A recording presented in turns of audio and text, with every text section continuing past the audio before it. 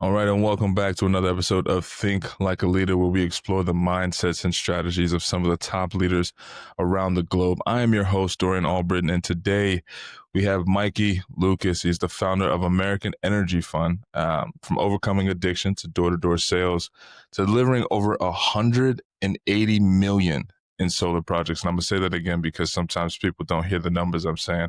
180 million in solar projects, and that's just what I know of, right? Mikey now empowers investors through alternative energy assets like oil, gas, and nuclear, blending profit with purpose. Mikey, welcome. Appreciate you joining me on the show today, brother. Dorian, thanks, man. Been looking forward to this, so appreciate you having me Awesome. on. Awesome, man. Well, I want to start off with your journey, right? We've kind of briefly touched, you've battled addiction in your past. You've gone to door-to-door sales, doing solar, to now founding American Energy Fund, which sounds sounds unbelievable to come from that and have that journey. Can you share a raw moment from those early struggles that built your resilience, and how today you help leaders overcome, let's say the shame, the addictions, to lead with confidence today?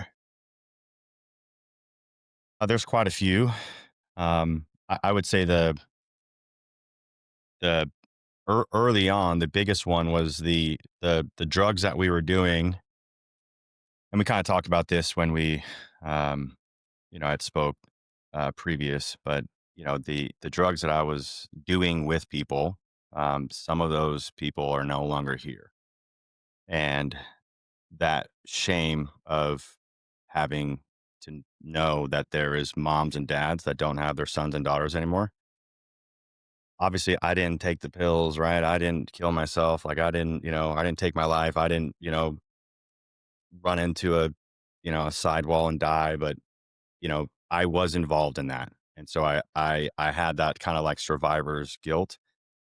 And that was very, very complicated to get through and work through. I'm even getting like kind of like a little emotional about it now, but overcoming it, the main thing for me was I started following Jesus, man, back in 2012, and realized that it wasn't about what I could do, but what God has already done now for me, and that then positionally changed who I was and now who I can then now go become. So instead of working with this like religious morality kind of mindset and approach, now I can work from being accepted, from being approved, work from being sent, instead of trying to get into the college, instead of trying to get into the job, instead of trying to get into, trying to, go become successful. I'm working from success, not for success. And so that was probably one of the bigger ones I would say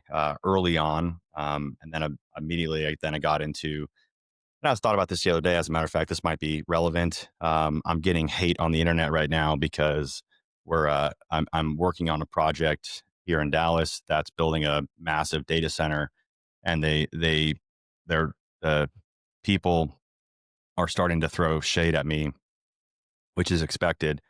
I actually got it. I got they're basically saying how can a private equity guy or a financial coach build a data center or power a data center. And it's funny because they said the same thing to me when I worked at In-N-Out Burger, and I had this like vision yesterday. I went to In-N-Out Burger with my wife. We go probably once or twice a week. We love that place. Used to work there. My whole family used to work there. A bunch of my family used to work there.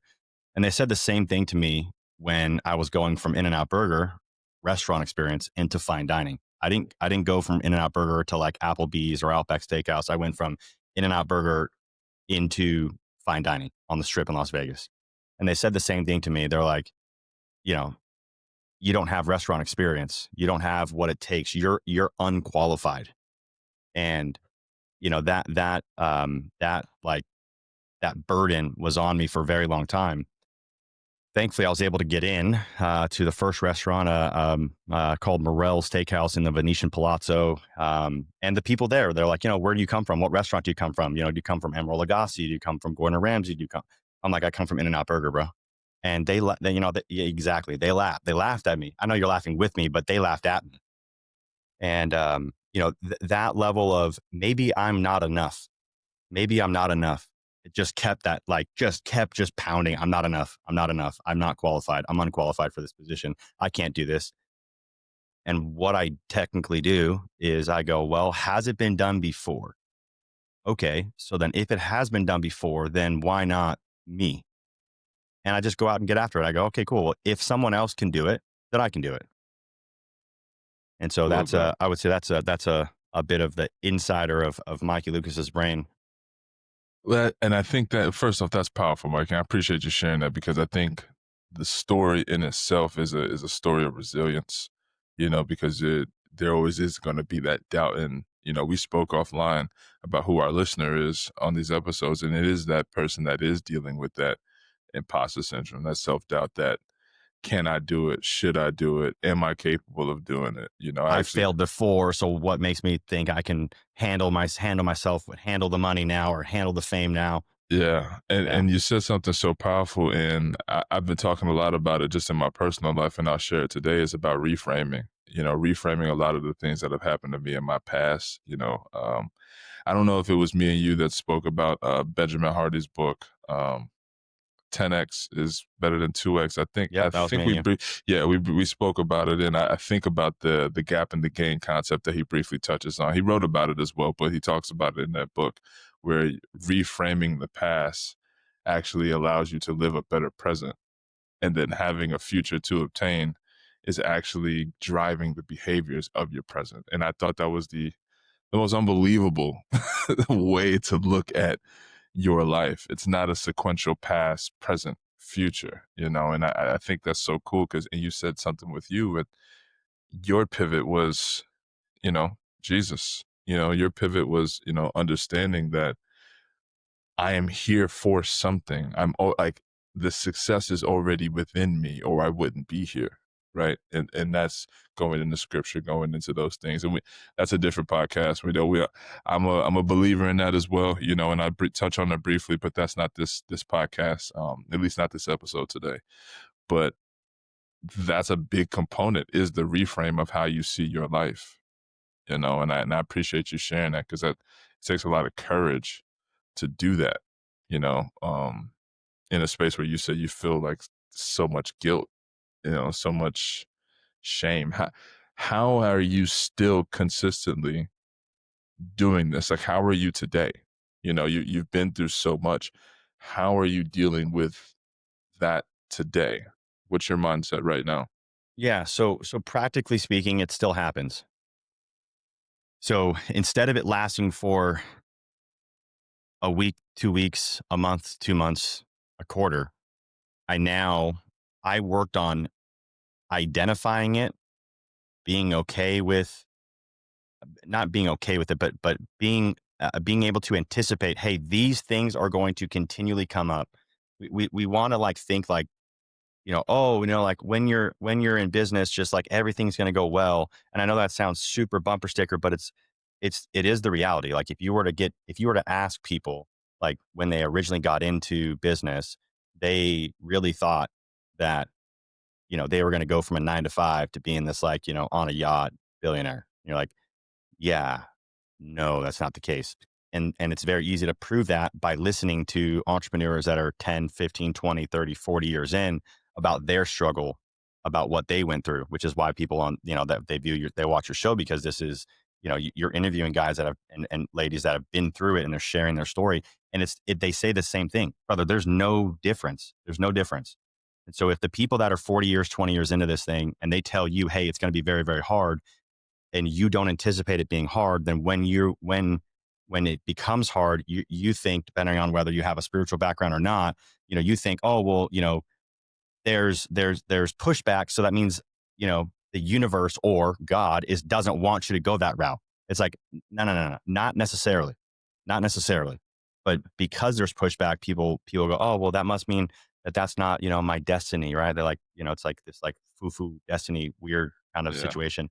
Like, no, like, all of the battles everywhere, whether it's political, spiritual, business wise, you know, relational, like, you're going to have to go through that version of hell, if you want to see the breakthrough.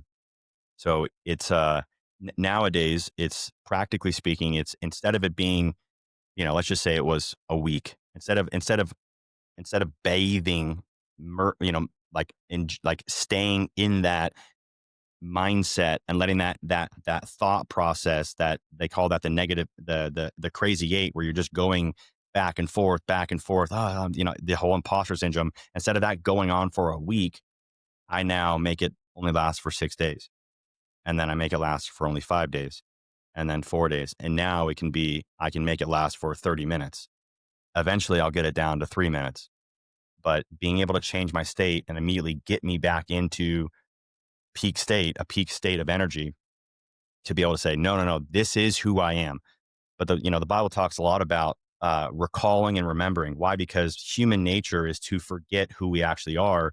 And for whatever reason, whether it's Western culture, society, social media, whatever it is, we are trained, we are equipped to remember what we didn't do. Yeah, Take school as an example. You could probably tell me the class you had an F in, or a D in, or a C in, 1,000%. Yeah. right? But like, what about all the other ones that you got passing grades in? You know what I mean? So it's like, it's those negative experiences that torment us and taunt us, like, you're not good enough because you got this. It's like, the ancient philosophers, since, for thousands of years, have said, you are what you consistently do. And I do agree with that. But that doesn't mean that Mikey Lucas is a drug addict, because I'm now, 2025? So I'm now 12 years sober from synthetic heroin. I was taking Oxycontin, whatever those were. I was taking Oxycontin, Yeah. 80s, and using 500, 600 milligrams a day. I'm not a drug addict. I'm not that person anymore. I had to redesign, which is where Mikey Lucas comes into play, because Michael Lucas was this coward that would bail out. And so I had to redesign this person, to be able to call that person up when I need them. And that's what I live in the majority of the time. Same concept goes for the lover when I'm with my wife, because I can't take, and I've made big mistakes in this, made big mistakes in taking Mikey Lucas, that character, or Michael Lucas, that coward, into my marriage. So I've had to redesign who that is going into my marriage as well, which is a totally separate topic in and of itself. But it's being able to have situational awareness, emotional intelligence, to go through and say, who do I need to be right now? But I want to touch on that real quick, because I do this thing where I do voice journals. I write a little bit, but I voice journal a lot Love when I that. go on my Same. walks. Love that. And yeah, it's so powerful. Yes. And I had this thought, Good and job, bro. I want to share it with you because I want your opinion on it, of this this concept of the chameleon, or the role, Yep. the identity roles, right? Because I've had this moment, that same situation where, like, I'm Dorian Albritton, Dorian the creator, I'm Dorian the entrepreneur outside of my home, and I struggle sometimes of removing that hat and putting on Dorian husband and dad. And it's a fun thing to discover about myself, and I'm learning it. But, like, what do you think about the concept of, like, when you're in a certain place, you are that thing, you identify as that thing? Because me and you, we both, we read scripture, so we understand how important identity is. The God talks about identity as being, it's so powerful, right? And it's the number one force, so you can then do to have. We've talked about this. What How have you worked through the hat switching, so to speak, right? That's the only way I can think about it right now. But, like, how do you work through that? Because that's something that I know that I'm developing myself, and I know you're a little bit further along the game than I am. With executing a high level business, doing those things. So how have you been able to do it with all of the stuff that you have going on? So there's a couple practical, like, low level things that people will be able to take away, and then I can give you some high level stuff too. So, um, the first thing is that I literally wear different hats. I've got 6 hats sitting on my wall right now. Depending on what call I'm on, I switch into that hat. So, and that sounds funny, but, like, you're Yeah. asking, how do I go from this to that? It is changing an actual hat. Why? Because you just said it. How do you change hats? And I go, oh my God, let me try to literally change hats. And it's worked. I tell myself I talk to the hat. I describe what the hat is, and I say, this is who I am when I'm wearing this hat. It's almost like, you don't go to, you're not a starting pitcher wearing, a linebacker football gear, right? And so it's the same concept. Like, it's so right there in front of us, but we just don't use it. We don't see it, right? It's like, when an MMA fighter puts on those gloves and his briefs, he is the animal. He's the killer. But like, when he's not there, he's somebody else, and he's able to train it. And it's not as easy as that sounds, but that is, practically speaking, that is one thing, and it does work. But again, you got to be super intentional about the hat. And again, you don't got to get ultimate clarity, but you can just say, when I'm wearing this hat, this is what I am. When I'm wearing this hat, this is what I am. And then try to start somewhere of, this is the type of person that I am. And I'll give you another example. And I learned this from getting sober from drugs. I was triggered by smell. And 2 years, 3 years into my sobriety, I had realized that I was like, why do I want to go use drugs right now? Like, I had decided that there is no return to that. Zero, no chance whatsoever. Why is it that this voice, this still small voice, pretty loud too, is coming up? And I realized, oh my God, when it would rain in Vegas, it would have this smell, right? Good smell. I like the smell of rain, right? In most, where I'm at now in Dallas, it doesn't have necessarily a smell of rain. Sometimes it does. But in Vegas, because it didn't rain very much, you're like, rain, and smell triggers certain things in people's lives. As an example, if you smell, as an example for me, a blueberry Pop-Tarts or something like that would trigger me to go back to my young childhood years, right? Just like, burnt popcorn. Man. If you smelt burnt popcorn and you put that smell in front of my mom, I guarantee you that immediately, if we were to track her brain, she'd be thinking about my grandfather, because my grandfather would burn popcorn all the time, and when he lived with her. So with that use case, smells do something for you. And so another thing that I do is, on different days, or depending on different days, different things, I will use different scents, whether that be essential oils or colognes. Now, mind you, I'm starting to get into like the whole, hormone disrupting situation. So I'm like, I got to kind of find something else that's not like hormone disrupting, perfumes, but that is something that I do.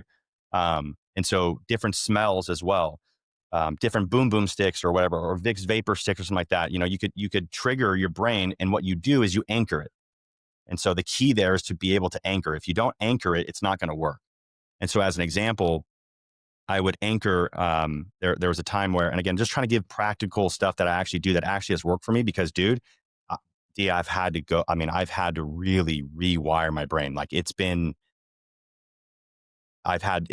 was hard. Not only that, because like, dude, if you look at like brain scans of people that use drugs like that, to that extent of heroin, like, my brain cells were fried. And so I had to really, really work on rebuilding the brain. It was very complicated, but it worked. And I'm 12 to almost 15 years into this thing now, where I've been able to rebuild my brain cells back up and things like that in my body, and my, internals as well as externally, as well as the soul side of it too. Like, hey man, like I am on purpose here, right? I don't want to out myself and quit life because this or that or the other thing. I realize I have a purpose.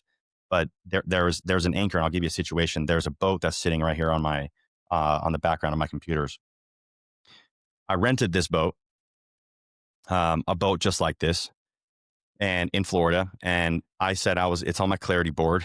People call them vision boards. I call it clarity boards, because the clarity boards has a bit more information in it, like monthly price and things like that, down payments, what's going to cost, operating capex, all that stuff inside of that clarity board. What's going to cost to have that house? What's going to cost to have your kids go to private school and stuff like that. Like what best case scenario, what is that actually going to cost? Not just like, oh yeah, I want to have this. What does that look like? Yeah, I love that.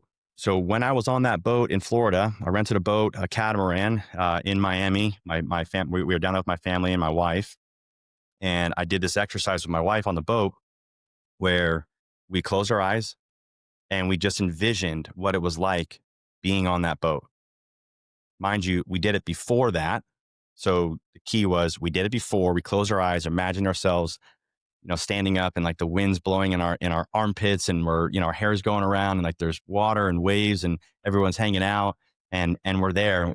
We put ourselves there. And again, I'm not a woo-woo guy, so I don't want people to think like I'm this crazy person, but I had to be crazy because everything else that they taught me didn't freaking work. So I had to try these crazy things that like, can I plant myself there? And if I can, what does that look like? Okay, so did that. I can go in extensive if you want there. And then did the same thing. Stood up on the boat as we were going out, stood up in my power pose, okay, and closed my eyes and just started smiling. And as you're smiling, your aura changes, your energy changes. And again, I'm not a super crazy, weird, woo-woo energy person, but you can tell energy. And I believe God made energy. So the whole like quantum sphere of all that stuff, God made that. And it's very obvious to see when someone's in low energy or low frequency, low vibration, and someone that's in high vibration, high frequency, right? Yeah. So it's very easy to tell that. You can read that's a kind of like emotional intelligence as well as frequency intelligence to see where somebody's at. Especially I learned that from sales, from my experience in door-to-door sales. And we stood up on the back of the boat and I talked to my wife and we played that song, that like kind of no lyrics kind of sound song that we used it to initially anchor it. And I said, babe, look, we're on the boat. We're here. All right. And in 3, 2, 1, we're going to open our eyes. 3, 2, 1. And just saw the skyline of Miami and we're literally on the boat and dude, just chills. I'm getting them right now. Chills just ran through my body. You're like, holy crap. So now if I'm ever like super down, that's something that I'll do. I'll go close my eyes, get back into that situation where I was at and put myself there and say, what I'm doing is worth it because eventually I'll have that boat. And, you know, it's not that it's about the boat, but having time, quality time with my family, my friends, and doing kind of cool things like that was really important to me. So anchoring is super important as well. Because otherwise, if you don't anchor, you don't rewrite the story. And if you don't rewrite the story or close the chapter, I mean, people say chapters, I would say have a whole series of books, right? Kind of like Harry Potter. It's like, dude, like people are living in the same book. It's like, no, close the book and then now go write the next book.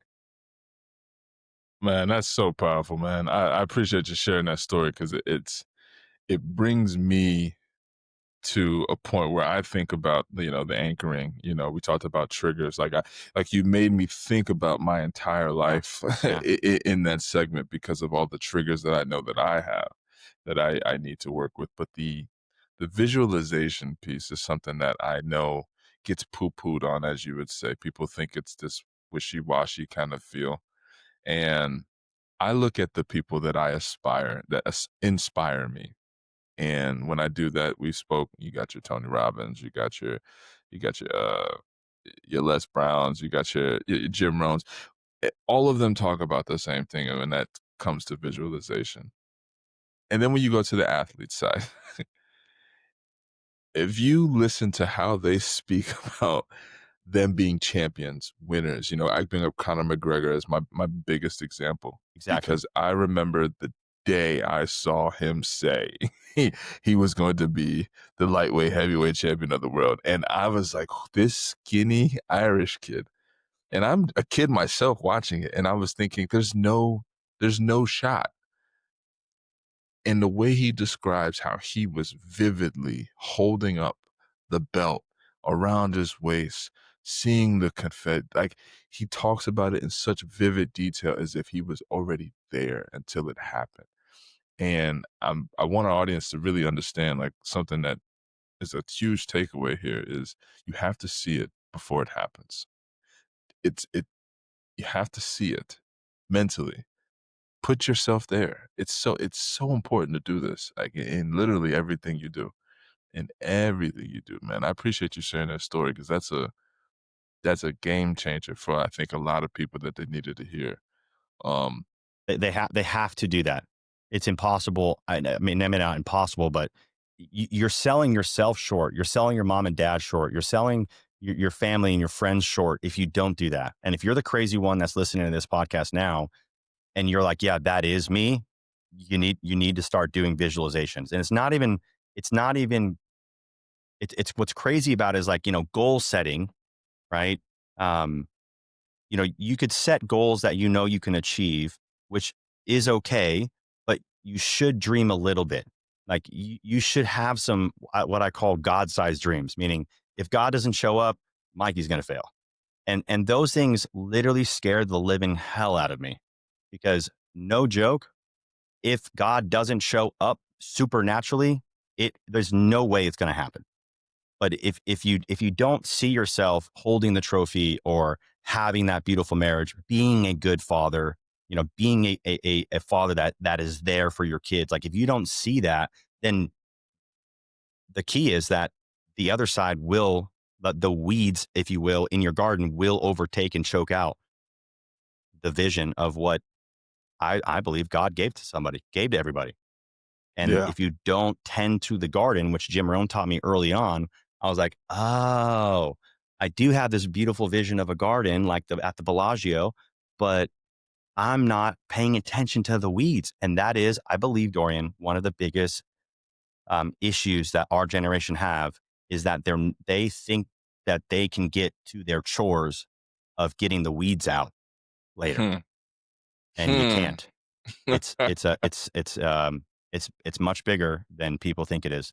Those weeds are more powerful, and just with the blow of the wind, those seeds go everywhere. And if you think I'm going to clean my room later, I'm going to clean my car later, and you have that procrastination mentality, brother, you'll be 10 years down the road and be like, how did I get here? But they know how they got there. Man, that's so real. My dad uses the weeds analogy a lot. I bring up my dad a lot. I'm just thinking, I bring my dad up a lot in this podcast because he's you don't realize how much game sometimes somebody gives you until you're regurgitating it. But it's the weeds in the yard. He always said he used it as a reference of like don't allow people in that space to just plant themselves in your life, and they don't deserve to be there. So, but we could use it in the same frame there. It's like when things are pulling up on you, you cannot wait to get like if there's something that's holding you back, you can't wait. You need to act on it now or it will just fester. Like it will literally just fester. And one day And you'll it'll just wake control you. up. It'll control you. It 100% will control you. Um, I want to talk more. I want to dive into, what you do. That was pretty deep, bro. That was good. Yeah, dude, man. These are the conversations I have with a lot of my buddies. They kind of get a lot of very introspective, but these are conversations that I think people need to hear. And I think I want to kind of pivot a little bit and kind of dive into the business side of what you do, so people can kind of get an overarching idea of what it's like to be an entrepreneur, not just an entrepreneur, but a high performing, high profile entrepreneur who's literally working with 8 figures, 9 figures, right? Like and I want people to hear your perspective of what you do at American Energy Fund because I want people to see at our age what's possible as well, and you've overcome so much. So speak to me a little bit about American Energy Fund. How did it get started and what is it like running this type of fund or company? Or just give the audience a little bit of context just in case they don't even know what that even means. Sure, sure. So American Energy Fund is a investment vehicle that deploys capital into United States energy and energy infrastructure. So basically what that means is I like to tell people like when people ask like, what do you do? I came up with this like phrase that gets them to be like, tell me more. Dorian, we keep the lights on and the gas station's full. That's So, actually a great way to put it. so That's a great way to put it. what I mean by that is we invest into American energy independence and dominance. And so for the prior 10 years or 9 or so years, I worked in the residential solar side, small commercial solar side. And so under my supervision, we had about $180 million of installed solar. I personally installed just under 29 million of residential solar myself, installed, not sold, installed, sold more than that, but installed that. Hit every award you can think of in the industry and multiple times and had, you know, whatever. It was for me, it wasn't about necessarily the awards. It was more about staying consistent because what one of my mentors has told me in the past is anybody can be successful for 2, 3 years. If you want to be successful in life, you need to win decade after decade. And so my macro focus was not about winning, the year. It was winning the week. And so how do I get into now going into, like, as an example, my team this morning, we do what's called setting the sails on Monday. Setting the sails meaning like the sailboat sails. Like, Mm-hmm. hey, what is it on Friday that you're gonna be like, heck yeah, dude, I had a great week this week. What are those things that you need to get done? Andy Frisella calls it your power list. What are those things that you're like, hey, if I get these things done this week, I'm gonna feel like I'm gonna feel it that I had a really good week. And then we set those up on Monday. The team is prepared beforehand. We discuss them. And then on Friday, which is today, we discuss those. And today, my entire team, except for myself, had a learning week. So we don't call it failing, we call it learning. Because you can always learn from your failures. You only fail if you quit and give up. And so for the last 2 weeks in a row, this is the first time ever that my team has had 2 weeks in a row of learning weeks. So the average of our team has learned, in other words, we failed, right? 2 weeks in a row. And so it's really interesting how I've been able to condition my team to thinking how to bounce back, how to take now the rest of day Friday to prepare and bounce back to have a solid Monday through Friday next week. And the main thing there is being able to track things. And so as an entrepreneur, you got your different levels of entrepreneurship. You got your solopreneur, right? You got kind of like a real estate agent. They're like, they're doing their thing, or maybe like a guy that runs a Amazon drop shipping store, something like that. They're a solopreneur, or maybe like an influencer, right? Is even a solopreneur just themselves, right? Then you have an entrepreneur, and then you have a superpreneur. And a superpreneur is kind of like, you'd say like the Elon Musks, or the, maybe the Mark Zuckerbergs, I suppose, or even Ed Milet's of the world, or Patrick Bet David's, right? Where they're able to go and now spread and and duplicate themselves through leadership.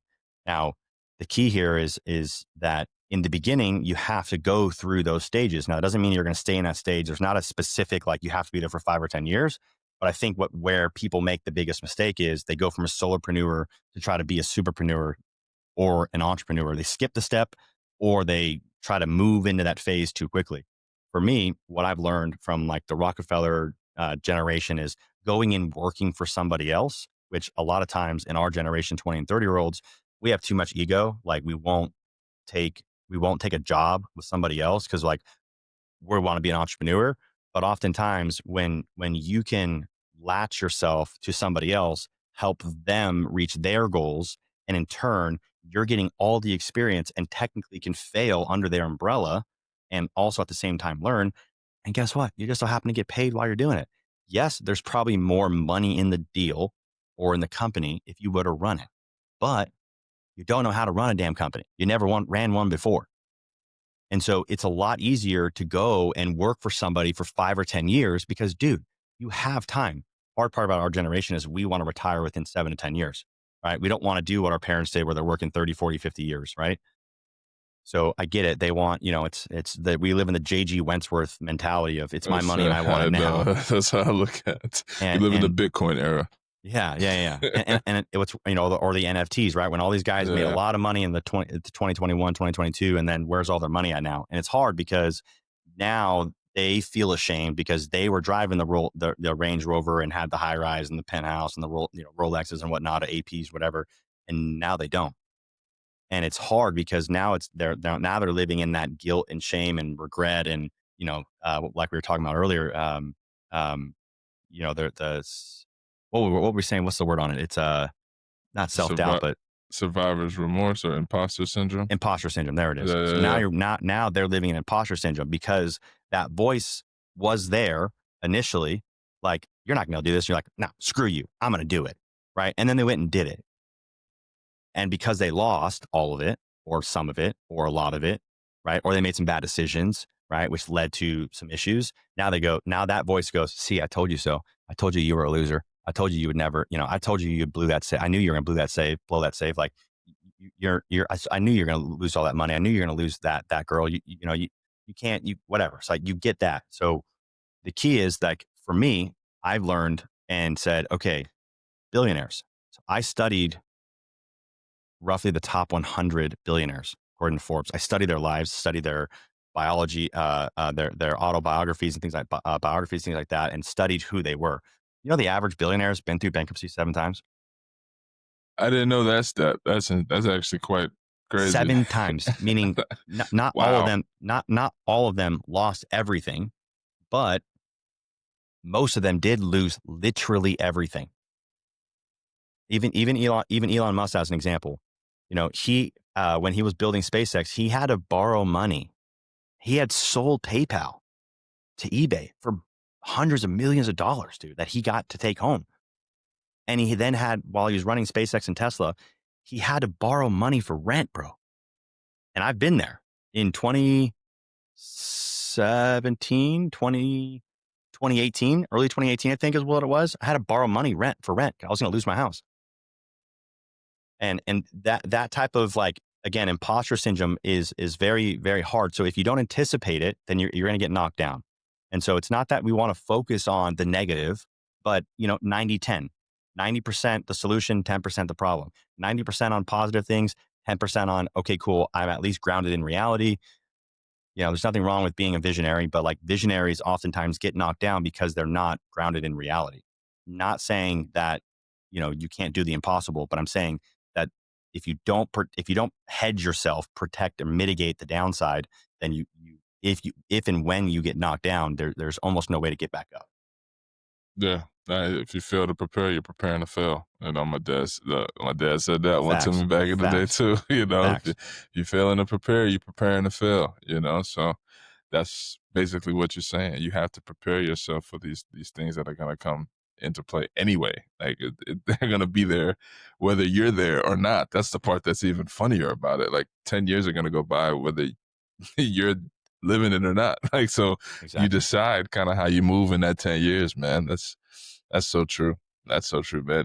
Tell us, I want you to kind of dive more into the mechanisms behind the business that you run, though, because I'm actually curious of, like, you said that you keep the lights on, you get the gas. What are those conversations like? What are those business conversations like? Because I don't even know what that industry is like. What I is it? apologize. I went off on a super tangent there. No, So don't, please. No, that's okay. Because that's what the point of this podcast is, right? Because you're a leader and this is how you think. And that's the whole point. I want our listeners to get into the minds of the people that are doing these extraordinary things, right? And so, as you said, they don't feel like an imposter in their own skin. It's like, yo, I think just like this guy, but they're just not acting on the things that they're thinking. So it kind of gives them this little sense of confidence. But I really want to dive into just what exactly it is, because I'm like, what do you do, man? Like, genuinely, like, what is it? there's two major sides of the business that I do, or that the company does. There's more to it, but I'll explain the two. So I go out and I raise money.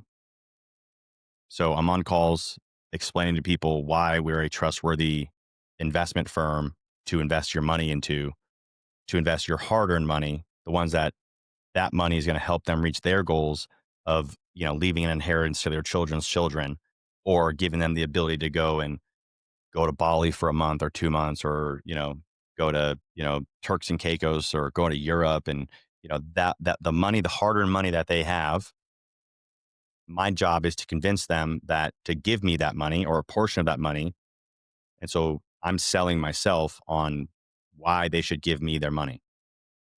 It's more about me than it is, and our organization, rather than the deal itself. But the other side of that coin is, now we go out and we get pitched by oil and gas companies, solar companies, battery companies. And we essentially, if you look at it like real estate, you have real estate investors that do single family properties. You have real estate investors, and there's a lot of those. And you have real estate investors that do, multifamily, fourplexes, 10 units. And then you have the real estate investors that are building entire cities. What we do is we do the middle ground, where we're going out and we're buying portions. So 10, 15, 20, 50% of an oil field. And so what practically how it comes into play is the natural gas that we are drilling in Oklahoma, Louisiana, Texas, the natural gas that's coming out of the ground that we drilled and our partners drilled. We're just the capital, so we're not actually drilling it. We're called non-operating, so we don't actually operate. We are just the capital provider. We're like the bank for companies that are going out and drilling. So as an example, we've got interest in Exxon's wells. So that's one of the big names, right? That we have. Again, instead of Exxon, Exxon has to, not doesn't have to, but to mitigate their risk when they go out and drill a new well or develop a new field of oil and gas wells, they will scratch off a portion of it to private equity. Because if they take on all of it, now their balance sheet is, or essentially, just to kind of make it easy, in easy terminology here, their balance sheet is over leveraged, and so Okay. they will scratch off 10%, 5% of a $300 million project, right?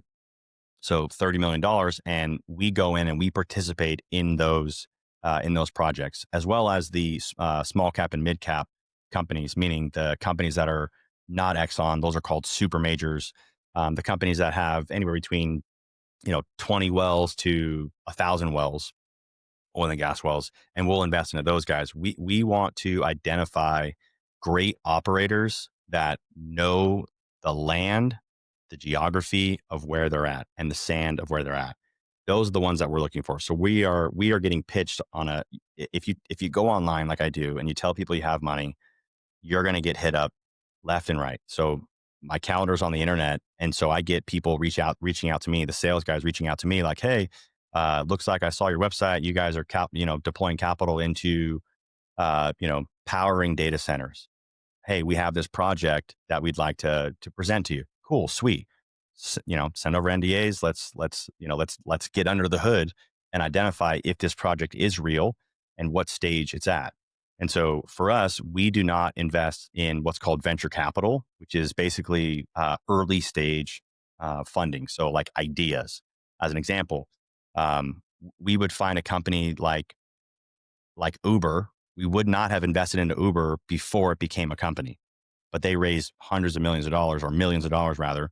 And those guys are the ones that can take a lot more risk. For us, we're a total return fund. So we get less return, but we take a lot of the risk off the table when we can already see that the company has cash flowing. See what you're saying. Okay. So you have venture capital, which is pre-seed, pre-development, like pre-money, which is not what we do. And then you have private equity, which is like the same, like our competition is banks. So they can either go to the bank and the bank can give them a loan, 5, 10, 20-year loan, or 2-year loan, 1-year loan, right? For whatever, $20 million at, call it 10%. And they're going to ask for an entire list of items, or they can come to us and get private money. So our competition is the banks. That's really cool. It reminds me of something like, I work for a brokerage on my day job, so it's kind of like that middleman kind of feel where we're in between the carrier and the insured. So it's kind of like that piece, and we're the ones that provide that surplus level of insurance on the back end of all those limits that they have. That's really cool. That's really cool because I've always wondered how private equity kind of managed what they do in the world. So I see that they're the banks that the people don't want to go to, essentially, or excuse me, want to go to because they don't want to have to deal with the major players like your Wells, your Bank of America, stuff like that. Your JP That's Morgans, really cool. exactly. Your Citibanks, exactly. So they come to us, and sure, we are just as strict on our deployment of capital, but a lot of times we can be, I don't want to say more lenient, but we can take the bureaucracy out and find and identify those founders. So the founder's story is super important. And if their ability to run a team, which is the hardest part, their ability to run a team is solid, then we know that they're going to be able to return capital to our investors and to me. I have my own money into this. I've got Yeah, multiple that's really six figures into this of my own hard-earned capital into this too, let alone sweat equity. yeah, dude. That's so cool because you're identifying, first off, you're selling yourself as a leader to the people that want to have their money invested, right? So they want a return, but then on the opposite end, you're then searching for leaders as well, right? Because you're essentially not just saying like your owner, like, because I firmly believe CEOs, owners, leaders, all different things. You can be all in one. Don't get me wrong, but I do believe that they are separate entities. So you're identifying the leaders in the group so you can then invest in said project to get the return that's needed from your clients that you get on the other side of this. Dude, that's a cool that's I thank you for explaining that. And I'm sure my audience will appreciate it too, because I know I told you on the call, I was like, I just want to know what you do because I'm learning a lot more. Like, if you want to learn about money, you need to learn about money and how does Game money of money. move? Where does money move? The game of money. I just read the book, The Psychology of Money recently. And then I read The Science of Getting Rich Nice. by, what is it? God, Wallace something. I can't remember his last name. Um, but anyway, good book. So I'm trying to just learn more about how money works in the world. Um, so I appreciate you showing me that and letting us know that. But I'm gonna end this one, man. I want to give it just a few questions just on the back end, just to kind of give our audience something to leave off with, something actionable. Um, the first off, I want to talk about self-talk. What's our self-talk like today? And what's a phrase or a quote that you would give our audience today to say if they're struggling with that self-doubt, imposter syndrome? What is that self-talk that you would help them with?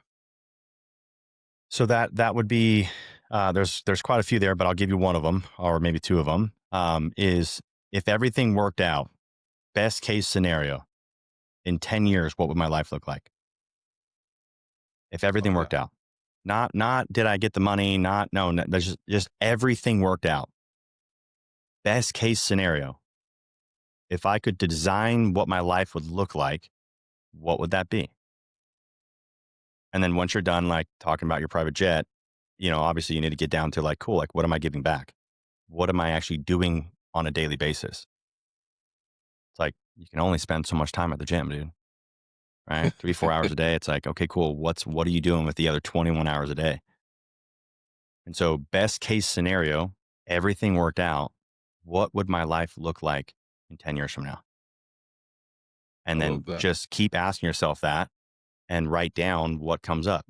Oh, well, I'd have just a couple examples. I'd have a refugee center, or I would help alleviate the financial burden of electricity in locally where I'm at, as well as overseas for orphanages, and put up solar and batteries and give them internet like Starlink, and I would help them expand and grow so they can maybe have online businesses. Okay, cool. Like, what would my life look like if everything worked out? And that question is not going to come in the first answer, but if you could just consistently go back to that question and ask yourself that repeat question over and over and over again, that would help you get clarity on, number one, who you need to be, who you need to become, like the attributes of yourself, who you need to become to get to that level, or to be able to get to that, to be able to fly that private jet or whatever you want to do, drive the Rolls Royce, whatever, Yeah. to give back, $1 billion, or, to some cause or charity, or solve, world hunger, or, energy poverty, which is one thing that I'm really, really passionate about, is energy poverty. Um, or teaching the church, right? The people in the church, giving them free courses on how to manage their finances, right? That's stuff that I do on a daily basis right now. I put out free content. I never sold one course my entire life, even though they're valued at whatever, $20,000, $30,000. I just give my courses away because I want people to have it so they can not be stuck in the muck and the mire and the rat race of the American dream that usually doesn't lead anywhere. Um, another phrase is, I said it earlier, but it's not, it's less about more of identity. It's more about just actionable steps. Is where focus goes, energy flows. And so focus on 90% the solution and 10% the problem. Most of us, especially as entrepreneurs, like, we have to deal with the crappiest of the crap. I label myself as a firefighter because all I do is fight fires all day long. Like, there's not a lot of, there is, but there's, the majority of my effort, my mental capacity goes towards fighting fires all day. So there's not a ton of creativeness that I get to spend time on unless I schedule that in, which I do. But as an entrepreneur, you are going to be fighting you're going to be fighting the fires the majority of the time. And so where energy goes or where focus goes, energy flows. So again, back to where, that whole, those two, if you will, those two, the good and the bad, the angel and the Yeah, the demon or whatever. angel. It's like, if you focus on this company's going to fail, this project's going to fail, my marriage is going to fail, my money's going to fail, my diet's going to fail, whatever, right? If that's what you're focusing on, and it's hard because most people, they don't spend time to do a audit on their thoughts. And so that's what I was just being very cautious of. And I would start to write down consistent things that would be coming up. And I'm like, why am I thinking this? And again, it's not like, people need to get crazy like me and like track everything, but I do recommend tracking stuff. Like, track what you're like, do an audit on your thoughts, do an audit on your prayers. What are you asking God for? Why? Like, did you ever ask yourself that? And most people, they don't, because they just, they get caught in again, the rat race of the American dream. Just go, go, go, go, go, go, go, go, go. There's a book called Ruthless Elimination of Hurry. It's a very good book, written by a Christian author that, talks about taking a rest. Like, if God rested one day, you should rest one day. And I was super against that for a long time. And because I'm like, no, dude, like, I'm in the middle of war. We're getting shot at by all sides. They're getting blasted me on the internet. I can't stop. My enemy wants me to, my opponent, they want me to stop. They say, take a day off. Right. And I hear that all the time too. Like, Mikey, why don't you, why don't you take days off? Like, why don't you have more fun? I'm like, fool, this is fun to me. Yeah. But doing this stuff to me, like, I live on Mikey Lucas's terms and standards. I don't live on other people's standards of what my life should look like. And I just stopped caring. And it just lifted this burden off of me of like having to perform and this performancism just so that I can be accepted and loved by people. And I just allowed me to be naked and be like, this is who I am, and this is where I'm going, and this is what I'm doing. And I'm not ashamed of my past, because today matters. I'm not ashamed of yesterday, because today is what matters. I can't change what happened in the past. I can only change and control what's happening right now. And doing something that your future self will thank you for is super important. That was on the back of my phone for a very long time. Do something today that your future self will thank you for. Another thing that I write down, and I'll keep on going here, but like, another thing that I write down all the time is, do the things today and tomorrow that your future self will thank you for. Be the man today, tomorrow, that your daughter will look at to marry someone in the future, as an example. Do the things today and tomorrow that will help and further the kingdom in the future. Be the man today that will be the example that your daughter, which I don't have a daughter yet, but be the man today that your daughter will use as the benchmark for who she's going to marry. So then when my daughter, when she's older, right, at 22 years old, I can look at her then future boyfriend and say, what was I doing at 22 years old? And so I can only essentially judge, and not personally, this is how I do it. I can only judge him, right? Measure him, weigh him based off of what I was doing at 22 or at 25 or at 30. And so that's why I took that very serious. I was like, okay, if I know I'm going to judge this fool. Yeah. So if I'm going to judge him, I better be the standard of where he should be at as well. Now, maybe not the standard, but like, I should at least have a benchmark and not let it be in the dirt. And so I started focusing on doing that. So do the things today and tomorrow that will advance the kingdom, and that your future self will thank you for. And I would write them in different variations, obviously, as you can tell. And they just kind of flow out, right, in my little notebook that I write. And the other one was, be the man today that your future daughter, and I started writing her name down. So my future daughter, his name is going to be Sophia. Love that. Do the thing today and tomorrow that Sophia is going to use as the benchmark for the man that she's going to marry. I love that, man. Mikey, thank you so much, man. This has been an incredible conversation. Genuinely, I really do appreciate you joining me, and I'm excited to meet Sophie. You said Sophie? Sophia, yeah. I'm excited to meet Sophia when she comes into the earth. That's super cool, because I believe in that, setting that precedent early on. You know what I mean? Because it's when I tell you, and you say you don't have any kids, Not yet, no, just 2 dogs. Mikey, I'm telling you, it change. You think you wired now? You have no idea. Once you see your little one for the first time, I know you probably heard this before, man. There's especially as a, I can only imagine what the mom feels, but as a dad, I'm gonna be honest with you. There's this weight that comes upon you, and like you feel it right away. But man, what you're doing right now is you're preparing yourself mentally for what that's coming about. And dude, there's no manual, so you're not gonna know what to do. I'm gonna be honest with you. You're gonna be lost. You will be lost. But dude, it's the most rewarding thing you'll ever. So put you in my prayers. God bless. Make sure you get that. Sophia, I'm excited to meet her one day. But man, everyone that's listening, check out Mikey's work. All his links will be in the show notes. Of course, as I always say, thank you for tuning in to Think Like a Leader. I really do appreciate it. There's a lot of game in today's episode. So if today's episode inspired you, please take an idea, put it into action either today, this week, whenever you get a chance, because great leaders just don't think they do.